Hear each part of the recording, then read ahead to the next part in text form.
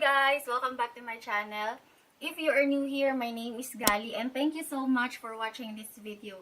So for today's video, it's going to be a DIY. Pwede ding tawaging how I do my fake nails. So a little bit of history lang kung bakit I'm into fake nails.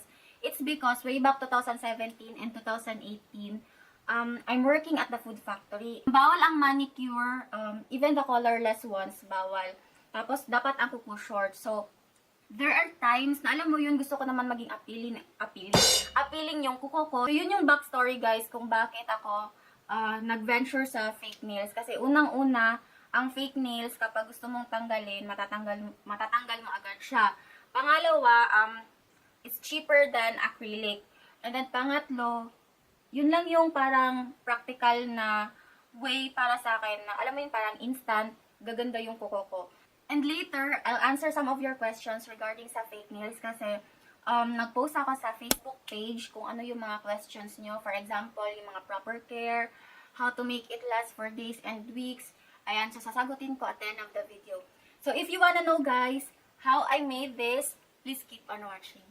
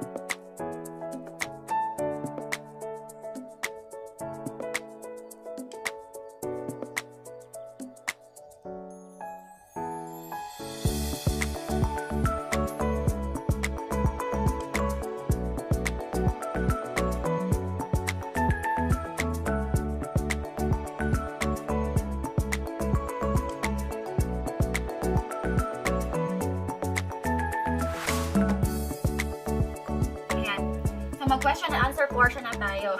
Chart. So, yun nga, nag-post ako sa Facebook page ko and then merong nag-ask na isang tao sa Tijoan. Ayan, so ipopost ko yung question niya sa screen. So, her question goes like this. Like this talaga, ang dami, no? So, sabi niya, pila siya ka days magstay gal o dali lang ba siya tanggalon? So, I'll answer first the first question. Pila siya ka days magstay? So, actually, it really depends on your nail preparation and kung ano yung type of glue na ginamit mo. Kasi before, based on my experience, kapag bala ko mag-apply ng fake nail, for example, nagugas ako ng plato, tapos, or naligo, alam mo yun, pinapatuyo ko lang siya ng towel yung kuko ko, tapos after that, nag-a-apply na ako. So, mali pala yun kasi may moisture pa natira. So, dapat patuyuin mo siya ng siguro ako personally, mga 2 hours, minimum of 2 hours, kasi di ko kaya yung, kasi yung iba ng mga tutorial, mga 4 hours sa kanila, pero kasi lagi akong busy, kaya mga 2 hours lang. Tapos, ayun, nag-a-apply na ako. And then, binabuff ko, fina-file ko na ngayon yung kuko ko. Kasi before, hindi ko talaga yan pinapractice, kasi alam mo yun, natatakot ako na madamage yung kuko, or basta something na madamage, yun, period. So, hindi ko siya ginagawa. So, nakakatulong pala yun na alam mo yun, mas kumapit yung glue. Kasi hindi mo naman siya ipa-file na to the point na masisira yung kuko mo. Just file it enough na kumapit yung glue para mas tumagal kasi nakakatulong talaga yun. Alam yan ng mga ibang friends ko, especially nila Justin and Kisha, kasi before, tinry ko talaga siya thrice na hindi iba. Tumalsik siya sa trabaho. Kasi parang tumama. Tapos alam mo yun, hindi siya masyadong, yung kuko, hindi masyadong strong na kapag ginawa ka mo, ang dali niyang matanggal. Number 2, it really depends on what type of adhesive you are going to use. Kung adhesive tape ba or nail glue. Kung adhesive tape, ito yung pangmadalian lang. Kapag gusto mo siyang tanggalin, ayan, natatanggal agad siya. Ayan, so ito yung marirecommend ko sa mga tao na, alam mo, for pictorial lang or pangmadalian lang talaga ito.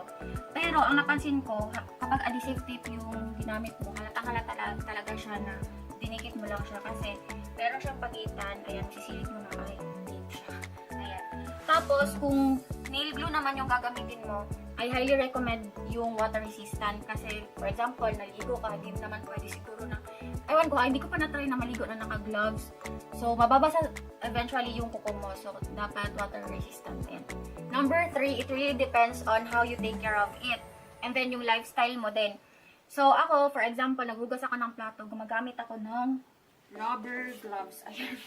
So, ganito. Ayan, gumagamit ako ng rubber gloves, guys.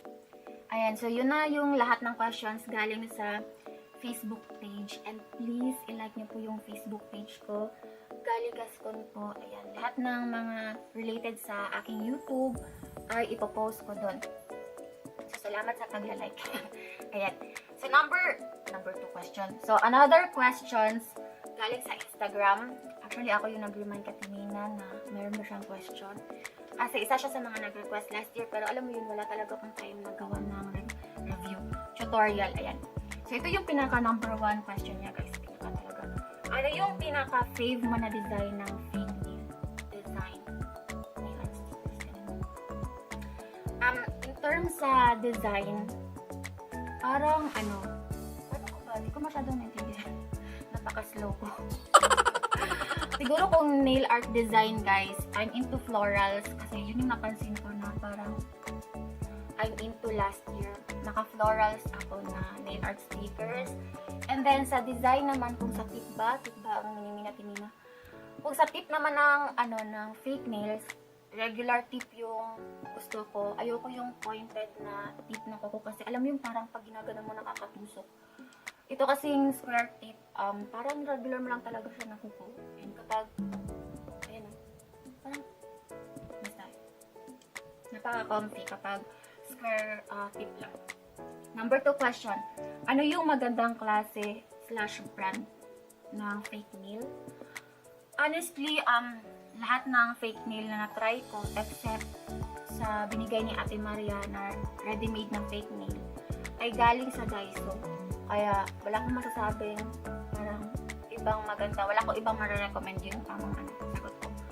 So, ano ba yung pinaka-recommendable na paraan ng paglalagay ng nail art para sa'yo? Nakita niyo naman kanina. Parang, gamit ang pusher. Ako lahat, technique ko lang to. Magamit ako ng pusher and then dinidikit ko siya sa medyo tacky na nail polish. Tapos, para totally ma-sealed siya, pinapatungan ko siya ng pag-coat. Masiyang akong nail stickers yung ginagamit ko as my way of designing my fake nail. It's because hindi ako masyadong hanash sa pag-design. So, parang hindi ako masyadong ma-stress. Ayan. Bumibili ako ng ready-made na nail art stickers. And then, minsan, gumagamit ako ng mga nail jewelries. Pero, sa klase ng lifestyle ko na nagsusuot ako ng gloves, natatanggal yung jewelries. Kaya, hindi ko na siya masyadong ginagamit. Tapos, iniiba-iba ko yung color, ganyan, para cute tingnan. So, that's it. Thank you so much sa lahat ng nag-request. If you like this video, guys, please don't forget to hit the thumbs up button. Kung nagustuhan nyo, comment and subscribe. And also, please turn on your notification bell button para every time na mag-upload ako ng video, ayan, ma-notify kayo. Thank you so much for watching. Bye!